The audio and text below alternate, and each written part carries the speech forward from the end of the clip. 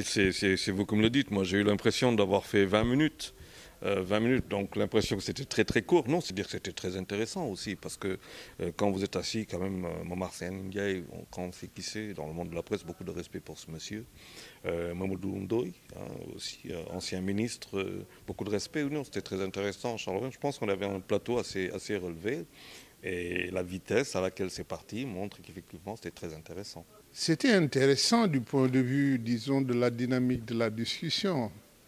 Évidemment, j'aurais aimé que certaines questions soient plus approfondies, notamment en ce qui concerne l'analyse des dynamiques réelles qui impactent aujourd'hui l'évolution au Sénégal, mais aussi en ce qui concerne le modèle d'éducation que nous avons dans notre pays et qui, comme Owens l'a dit, est un modèle d'éducation qui pratiquement sévit depuis le temps colonial et que nous n'avons pas eu jusqu'ici l'opportunité de refonder parce que les réformes proposées jusqu'ici n'ont pas pu être mises en œuvre d'une part et d'autre part, ces réformes aussi d'un point de vue opérationnel posaient quelques problèmes parce que très souvent en matière de réforme au Sénégal, on se contente de formuler l'idéal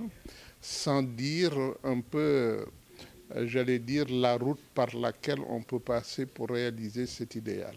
Et je pense qu'il a suffisamment développé des arguments qui font qu'effectivement qu'on est satisfait. Je ne dis pas que en fait c'est une insuffisance parce que c'est le temps qui ne nous a pas permis d'aborder toutes les autres questions, mais toutes les questions qui ont été posées ont reçu des réponses et des appréciations que j'apprécie grandement.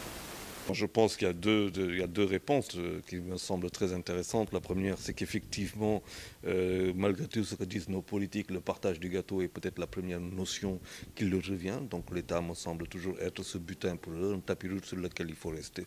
Il faut toujours rester. Donc il a dit que, bon, écoutez, en fait, il y a une position que l'on cherche. Quand on est dans l'opposition, on enlève, hop, et puis on fait position. Et quand on est dans la position, dans le pouvoir, on reste dans la position. Moi, j'ai été satisfait, quand bien même, bon, je pense que je ne suis pas tellement d'accord avec lui parce que très alarmiste peut-être, mais ça c'est les politiques en général qui aiment ça. Je pense que les Sénégalais sont beaucoup plus intelligents. Maintenant, il ne faut pas les provoquer. Il ne faut pas provoquer les Sénégalais. Les jeunes vont peser grandement sur les élections en rapport avec leur intérêt par rapport à la question d'éducation, leur intérêt par rapport à l'emploi, leur intérêt par rapport aux questions de sécurité et les questions économiques. Donc, je pense que la voix des jeunes va être déterminante. Et comme on ne maîtrise pas les jeunes, je pense que c'est la porte ouverte à toutes les possibilités.